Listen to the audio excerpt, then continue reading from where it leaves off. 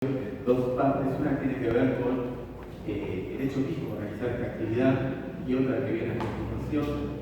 Dentro de 15 días, tenemos seguramente la discusión mañana, poco más de 15 días, 6 de octubre, ¿sí? Con otro compañero invitado. A ver, primero presentarlo, hagamos un pequeño ciclo de charlas, y es una manera, nuestra manera, de volver a hacer actividades públicas después de la pandemia, actualmente un poco, ¿no? Esta actividad está organizada por un grupo de compañeros, compañeras, grupo de investigación, de divulgación también, porque no, sí, que tiene todo un nombre medio largo, es un grupo de estudios históricos de clase, conflicto social. El punto es historia, clase social, conflicto social y sobre todo historia reciente, ¿sí? Historia reciente, inmediata, es decir, las cosas que vienen pasando en los últimos 50, 70 años, 20 años, ¿no? Y estudiamos centralmente procesos de conflicto social en sentido amplio del término. A veces nos dedicamos centralmente a temas de conflictividad sociolaboral, pero también otras veces podemos ampliarlo a otras problemáticas, a otros rubros, a otros sujetos que tienen sus particularidades, como es el caso del movimiento estudiantil, en este marco y en la charla de hoy. Esto no lo voy a pasar rapidito, pero simplemente para referir que desde el 2016 se vienen realizando distintas charlas que han estado buenas. Hemos tenido invitados a Hernán Camarero, allá en el auditorio, que ahora está en reparación. Acá algunos compañeros estuvieron, pocos, ¿no? Porque hay muchos compañeros más jóvenes que tenido ser, ¿sí? Hemos tenido invitados como Hernán Camarero, Alejandro Schneider, realizado talleres, ¿sí? A veces talleres de formación, de discusión, o decir, de debate. Fue muy rapidito, ¿no? Pero y Adrián Viva, que de hecho Adrián, además de un gran amigo, también es formalmente el director de este proyecto que esperemos que salga con menos de 2 mangos, porque todo se evalúa rápidamente. O sea, que tenemos un mango para hacer un trabajo de investigación y de difusión, pero trabajamos con buena voluntad, compañerismo, dinero prestado. ¿Sí? Acá en Casa Juan, que voy a presentar dentro de poquito, viene por la mitad y por las ganas de difundir y de divulgar su trabajo, porque no tenemos ni para pagar los pasajes del colectivo de los invitados. A ese nivel está la actividad de investigación. ¿Sí? Estos son talleres de la jornada de historia y geografía, que ahora se repetirá, si sale un taller de nuevo, según lo que hayan enviado. Otro tipo de actividades formativas, también en pandemia, en el caso online, como ahí acá me quedó enganchada. Y también, en este caso, tan poquitos son simplemente para comentarles que participamos a su vez de una red nacional de estudios sobre conflictividad sociolaboral y tenemos esto de los últimos encuentros anuales, en Mar del Plata el año pasado, San Juan este año, trabajo de archivo, trabajo con documentación, o trabajo etnográfico. Bueno, simplemente presentar y marcar la serie de actividades porque tenemos un interés muy particular en que estas actividades, además de difusión para la comunidad, un estímulo y una invitación a la participación en los trabajos de formación e investigación, obviamente con nosotros, con nuestro grupo, pero con cualquier otro grupo y cualquier otra instancia también. Es decir, tenemos una preocupación por multiplicar estos espacios, sin importar cuál es la temática que les pueda interesar a ustedes ahora o en el futuro. Si es con temática cercana a la nuestra, bienvenido. Y si no, también, y en lo que sea, va a estar para ayudar. Porque hay un problema, que es el interés tanto por el conocimiento, por la historia, por supuesto, por los acontecimientos que tienen un carácter que atraviesan nuestras vidas cotidianas, en un sentido económico, social, político. Y que bueno, la realidad es que pandemia de por medio nos costó muchísimo realizar actividades como esta, y las vemos más necesarias que nunca, porque hay, ¿no?, una especie de pasividad, de resignación que a veces se vuelve por ahí. El movimiento estudiantil, que realmente un poquito de esto, post pandemia está planchado, realmente, está pasando poco, y sin embargo nos convocan una serie de preocupaciones y acontecimientos inmediatos que entendemos que debería llamar nuestra atención. Y en ese marco realizamos este pequeño ciclo. Se cumplen este año, ¿no?, incluso están los documentos oficiales, a nivel estatal, como ley, 40 años de democracia. Bueno, bienvenido, ¿no? Pero desde nuestro punto de vista esto refiere a otra dimensión. Por eso titulamos este ciclo 40 años, ¿qué democracia? Hay dos problemas. Por un lado, pensar que lo que denominamos democracia, la recuperación de la transición democrática, post-dictadura, post-proceso de organización nacional, post-genocidio, ¿sí? Su contexto histórico y sus condiciones de posibilidades de reproducción se asientan sobre ese terrorismo de Estado y se construyen en una democracia que, por ejemplo, en algunos textos que a veces trabajamos acá, y demás, podríamos denominar como democracia de la derrota. ¿De la derrota de qué? De alternativas de fondo, alternativas de desarrollo, sí, pero también de socialización. Un proyecto alternativo de algún tipo y se construye un consenso sobre la base de la aceptación de un orden de Estado que se impuso sangre fuego. Y entonces para este ciclo organizamos dos charlas, una que refiere al periodo anterior, que es la de hoy, ¿sí? Con Juan Sánchez Canifa, el invitado de hoy que ahora voy a presentar, que se centra en el movimiento estudiantil, pero en un ciclo de lucha y de protesta que es inmediatamente anterior al corte que supone la dictadura. Es decir, del 66 al 76, sí, en realidad, Juan ha trabajado sobre un periodo incluso previo. El primer peronismo hasta la década del 50, en tu tesis doctoral, ¿no? Y después, este periodo que también es un trabajo conjunto con otros compañeros, como Mariano Millán, nuestro compañero gran amigo, Pablo Bonavena, Pablo Bushwiller, bueno, gran equipo, ¿no? Porque deberíamos nombrar, Guadalupe, César, cuantas compañeras y compañeros más, que todas las cosas ampliarán. Tomamos ese periodo porque es un periodo precisamente de radicalización, de debate, de constitución, y el movimiento estudiantil se ha constituido en ese proceso, se ha transformado y ha sido uno de los protagonistas, junto también, por supuesto, al movimiento obrero. Y en este caso nos interesa específicamente.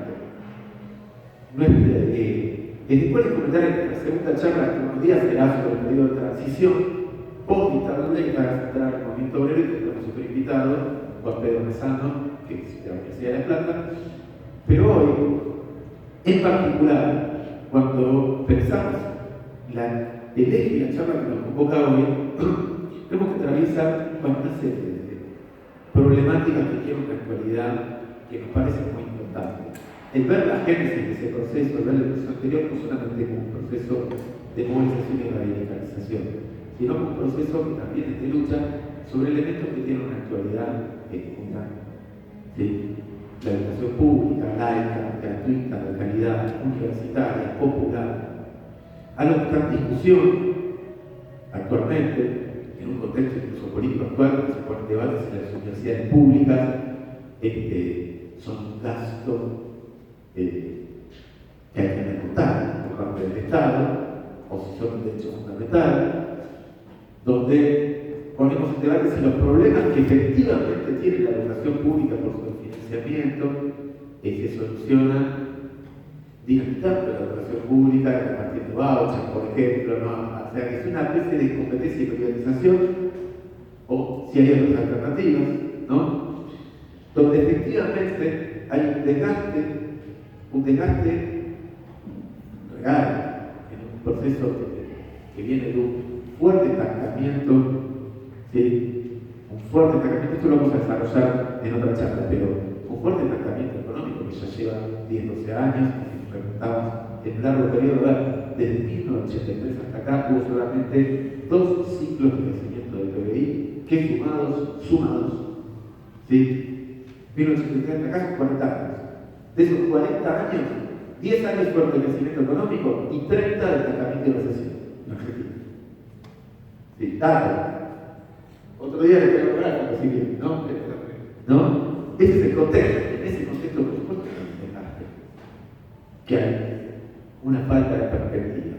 Y sobre eso, nosotros creemos, estamos convencidos de que de alguna manera tenemos que resistir y activar, debatir la posibilidad de alternativas más allá del discurso.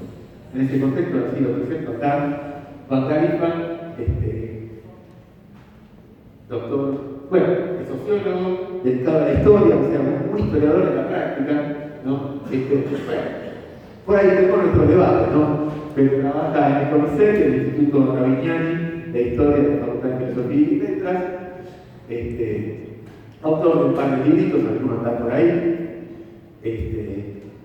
muy buen arquero, que estuvo 5 en la cancha de Atlanta, ¿sí?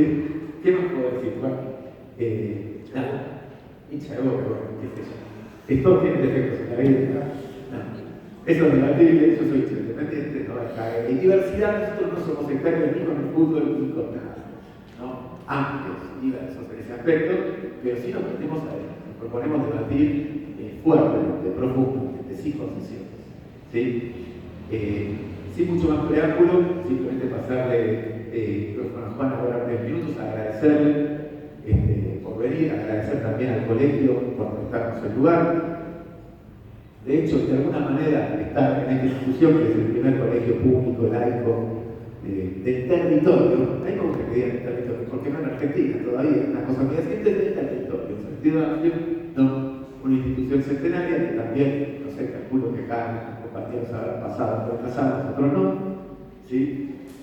También nos da un marco que nos permite celebrarlo, a falta del auditorio de la escuela normal, donde funciona habitualmente la UAE, que está medio caído, esperemos que algún día esté de vuelta, tenemos este lugar que la verdad que nos ha abierto las puertas y cobijado.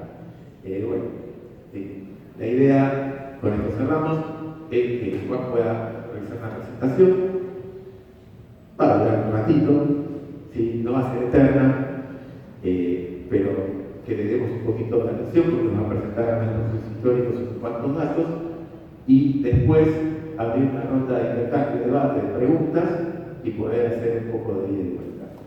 Bueno, nos dejo entonces con Juan. Gracias. Igual.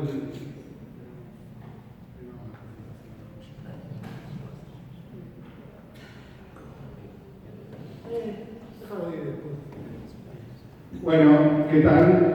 En primer lugar, agradezco. ¿Me escuchan bien? Sí. Bueno, ahí está.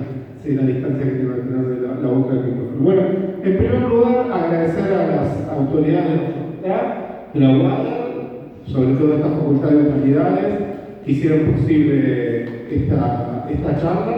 Agradecer a las autoridades del colegio por ser este salón de actos hermoso, ¿sí? Que tuve la oportunidad de conocer hace mucho tiempo, pero no en particular el salón de actos.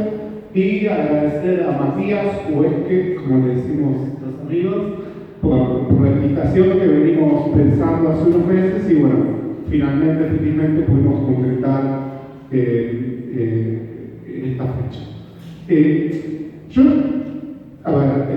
soy sociólogo, como dijo Matías, y hace mucho tiempo me dediqué a estudiar los movimientos estudiantiles.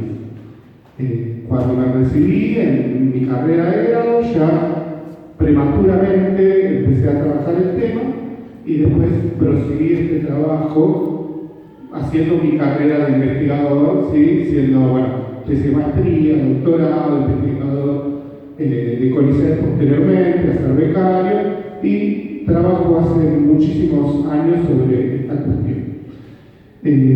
Uno diría, bueno, los estudiantes, si uno lo mira hoy en día, en la Argentina, efectivamente hay un clima de despolitización y desmovilización muy marcado. Siempre podemos encontrar alguna excepción acá y allá, pero lo que perdura es eso.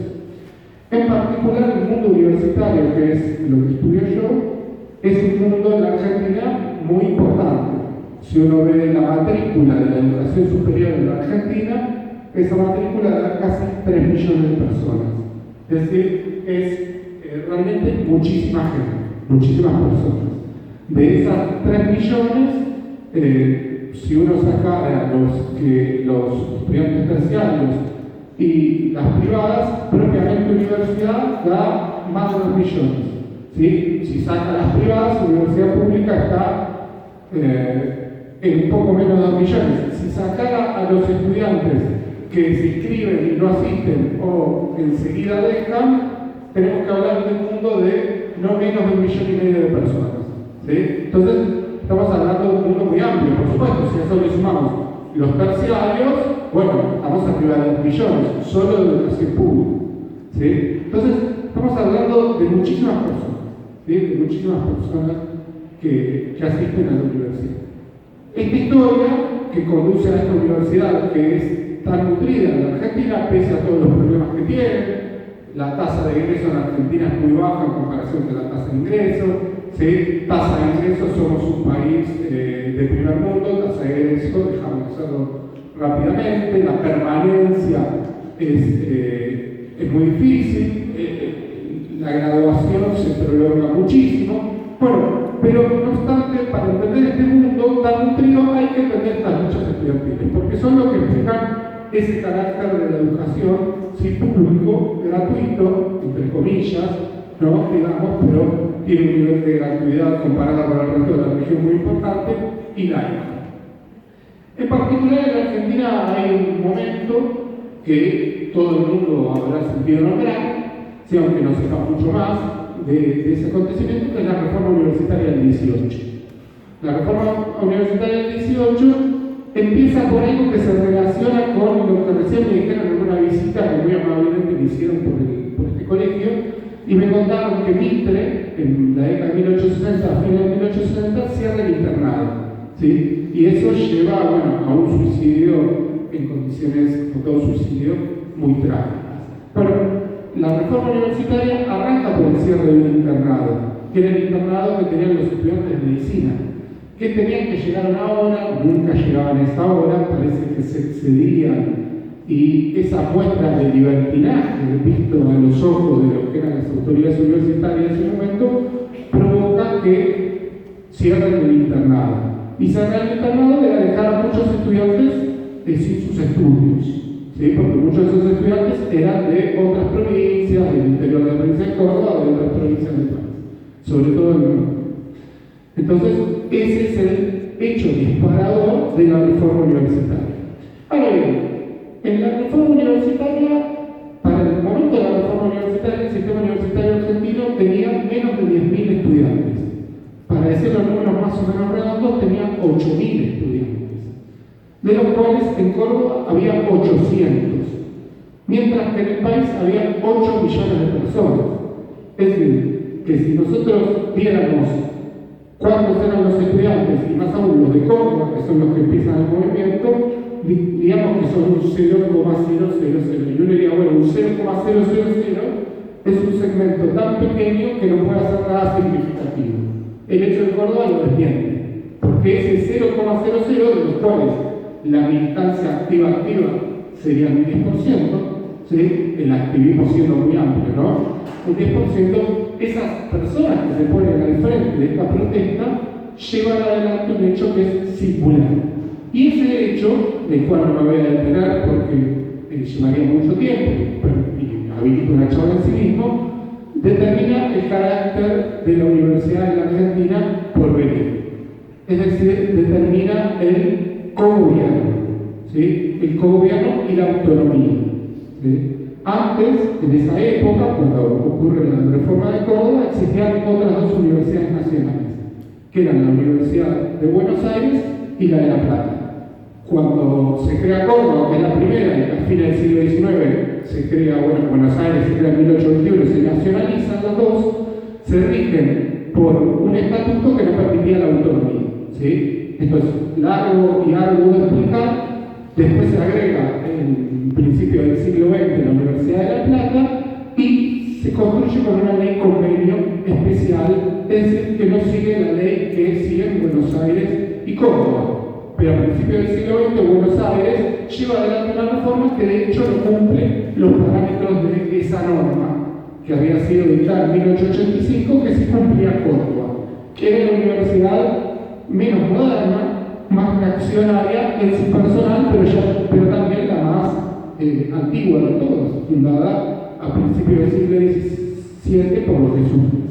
Bueno, esa reforma de Córdoba, ese hecho que después tiene un capítulo en La Plata, en el 19, que tiene con relato en las dos universidades que se van a crear inmediatamente, que son Tucumán y Litoral. Litoral creada en 1890 y nacionalizada en el 19, y Tucumán creada en 1912 y nacionalizada en 1921. Ese es el sistema universitario argentino de este momento, que es el momento de la reforma universitaria.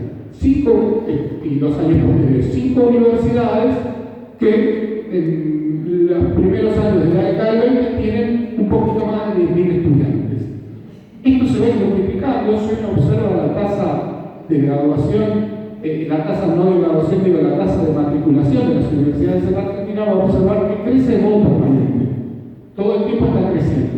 Algún año frena, el gran momento que se cayó, y ya vamos a poder decir algo de eso, en la última dictadura, que estamos en alrededor de 500.000 estudiantes en el 76 y pasamos a 400.000 cuando se termina, pero sigue creciendo. Y hasta el día de hoy esa matrícula sigue creciendo. Este sistema universitario en los años 30 fines suma otra universidad, que es la Universidad de Cuyo. Y bajo el peronismo va a sumar otra universidad, que es la Universidad Obrera Nacional, que después se va a convertir en UTN. A esta UTN se le va a agregar, después del golpe del 55, otras dos universidades, que son la Universidad Nacional del Sur, con sede en Bahía Blanca, y la Universidad Nacional del Nordeste, entre la ciudad de Chaco y Corrientes. Bueno, sobre estas universidades, para avanzar y ver cuál es el sistema, se va a dar el golpe del 66, que es de lo que vamos a hablar nosotros a partir de ahora. ¿Sí? Para ese momento, las universidades en la Argentina tenían 330.000 alumnos, ¿sí? Estimados. ¿Sí? Y de esos 330.000 alumnos, la mayoría estaban en las universidades públicas, porque también para ese momento había universidades privadas. Estas universidades privadas surgen de una lucha muy importante, que es la lucha laica libre, llamada laica libre, que se da en dos capítulos entre el 56 y el 58, el definitivo bajo la presidencia de Frondizi, que habilita su creación. Exactamente no es lo que va a perdurar después como cuerpo legal, pero sí lo que da el punto de partida para que las universidades privadas empiecen en la Argentina. Las primeras son, bueno, las católicas, ¿no? Santa Fe, Córdoba, Buenos Aires, la Universidad de Salvador, pero también algunas laicas, la de Morón, la del Museo Social Argentino, bueno, donde está la actual ITBA, que es una universidad de ingeniería, etc. Es decir, el sistema universitario argentino se va complejizando. ¿Sí? Se va complejizando. Y además, el hecho de laico libre es un hecho que tenemos que registrar, porque es un momento muy importante de la radicalización política de la Argentina. Claro, si uno está viendo lo que venimos diciendo, bueno, un país que tuvo la reforma universitaria es un país que tiene un movimiento estudiantil fuertemente politizado. Sí, una reforma que se va a expandir a Latinoamérica. Los casos más importantes van a ser en Perú y Cuba de modo inmediato, pero que va a ser una preferencia por toda Latinoamérica en las décadas siguientes. Piensen que bajo esta reforma del 18 se crea, por ejemplo, la Federación Universitaria Argentina, que es la actual Federación Universitaria del país.